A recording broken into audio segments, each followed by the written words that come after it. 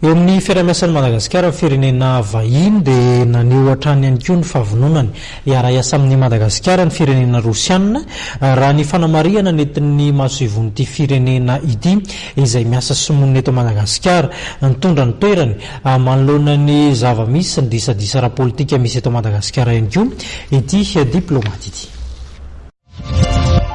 Nitotsaina omaly tetsin'ny masoivohon'ny Russie tetsy ivantry ny fankalazana ny andron'ny rosianina ny fanamarihana ny tsingeritaona fa 20 amin'ny fanaovan-tsony ny fanamarana ny mahatany masimadidi azy ny fanjakana ny federasiona rosianina. Atao anatin'ny lahateny nataony tsy nambarany masoivohon'ny Russianina andriamatoajaina Armedov ny fanamafisana trandy ny fiara-miasa eo amin'ny firenena malagasy rosianina mikasika indrindra ny ara-politika misy amin'izao fotoan'izao kosa dia nomarihiny fa tsara raha manaraka ny fenitry ny lalam-panorena ny ireo hetsika rehetra tonsaina mba hilany indray amin'ny krizy politika izay mety sy fiatraikany ratsy amin'ny toe-karena ihany koa. Tetsin-dany dia nanamarika ny Prime-ministre Tsay Christian fa saripady Nitondra raha amin'izao fotoan'izao satria ao anatin'ny fanomanana ny fividianana filoham-pirenena isika